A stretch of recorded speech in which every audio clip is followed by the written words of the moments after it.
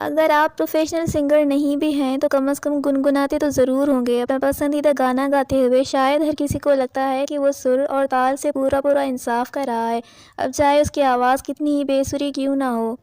لیکن اب ہر کوئی ٹیکنالوجی کی مدد سے اپنی آواز کو بے عیب اور سریلا بنا سکتا ہے، اور اس کا کریڈٹ آٹو ٹیون نامی سافٹ ویئرز کو جاتا ہے۔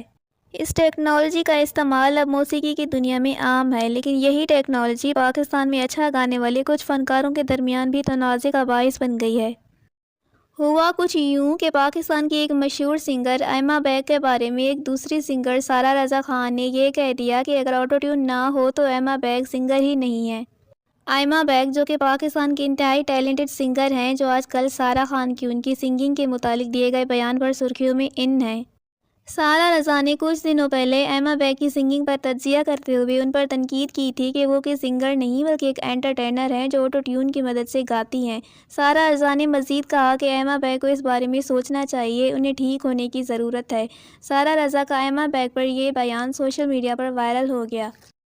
اب ایما بیگ نے بھی سارہ رضا کے بیان پر رد عمل ظاہر کیا ہے۔ انہوں نے اپنی ایک لائیو پرفارمنس شیئر کی اور سوال پوچھا، مجھے بتائیں میں اس لائیو میں آٹو ٹیون کہاں استعمال کر رہی ہوں؟ یہی نہیں، ایما بیگ نے سارہ رضا کو جارحانہ انداز میں آنٹی بھی کہا تھا۔ ایما بیگ کی یہ پوسٹ انسٹاگرام پر گردش کر رہی ہے۔ سارہ رضا کے بیان پر ایما کے سخت رد عمل سے سوشل میڈیا صارفین خوش نہیں ہیں۔ انہوں نے سارہ رضا کو آنٹی کہنے پر بھی اعتراض کیا ہے۔ بہت سے لوگوں کا خیال ہے کہ سارہ رضا ایک شاندار پلے بیک اور کلاسیکل سنگر ہیں اور ایما بیگ کی سنگنگ کے بارے میں اپنی رائے دینے کا حق رکھتی ہیں۔ ایما بیگ نے لکھا کہ اللہ نے جس کو جتنا ٹیلنٹ دیا وہی ہم کو قبول ہے، باقی کوئی مجھے یہ بتا دے کہ یہ آنٹی کون ہے۔ آٹو ٹیون کیا ہے؟ آپ اپنی قدرتی آواز میں گائے ہوئے گانے، معمولی پچ کی غلطیوں کو درست کرنے کے لیے آٹو ٹیون کا استعمال کر سکتے ہیں، لیکن جدید پاپ یا ہپ ہاپ موسیقی کی بات کریں تو آٹو ٹیون کو اکثر ایک مخصوص روبوٹک ووکل اثر پیدا کرنے کے لیے استعمال کیا جاتا ہے۔ آٹو ٹیون ایک ایسا ڈیجیٹل ٹول ہے جو ریکارڈ شدہ آوازوں اور آلات کی پچ کو ایڈجسٹ اور درست کرتا ہے۔ آٹو ٹیون کا مقصد ابتدائی طور پر سروں کی غلطیوں کو چھپانا اور درست کرنا تھا، جس کی مدد سے گانوں کو مکمل طور پر ٹیون کیا جا سکتا تھا۔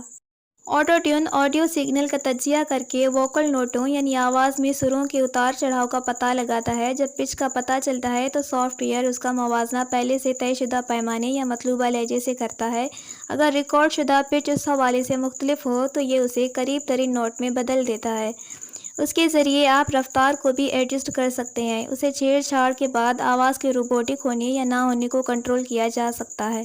آٹو ٹیون کی مدد سے فنکار لاتعداد طریقوں سے اپنی تخلیقی صلاحیتوں کو ظاہر کر سکتے ہیں، جن میں سے کئی اب تک آزمائے بھی نہیں گئے۔ آٹو ٹیون کا بنیادی کام پچ کی اصلاح ہے۔ اگر سنگر تھوڑا سا آف پچ ہے تو آٹو ٹیون ان کی پچ کو قریب ترین حقیقی سیمی ٹون کسی بھی پچ میں ایڈجسٹ کر سکتا ہے۔ کیا آٹو ٹیون کی مدد سے کوئی بھی سنگر بن سکتا ہے؟ اس سوال کے جواب میں سنگر احمد جہاں زیب کہتے ہیں کہ اس سافٹ ویئر میں بہت گنجائش ہے۔ اگر آپ بالکل سر سے باہر ہیں تو آپ کی آواز کو سر میں لے آتا ہے۔ مزید وضاحت کرتے ہوئے ان کا کہنا تھا کہ اس کے علاوہ آواز کے اسٹرکچر ہیں۔ کچھ لوگ گلے سے آواز نکالتے ہیں اور کچھ لوگ ناک سے آواز نکالتے ہیں تو یہ اسے بھی ٹھیک کر سکتا ہے۔ لیکن احمد جہاں زیب کہتے ہیں کہ ایسے سنگرز کی کمزوریاں اس وقت سامنے آ جاتی ہیں جب براہ راست پرفارم کرنا پڑتا ہے۔ لائیو میں تو کئی مشہور فنکار حتیٰ کہ ہالی ووڈ کے مشہور سنگرز کے راز فاش ہوئے، پیچھے ریکارڈنگ بج رہی تھی۔ ان کا کہنا تھا کہ سریلے سنگرز کو خطرہ محسوس کرنے کی ضرورت نہیں، ان کا راز تو براہ راست پرفارمنس میں ہی کھل جائے گا۔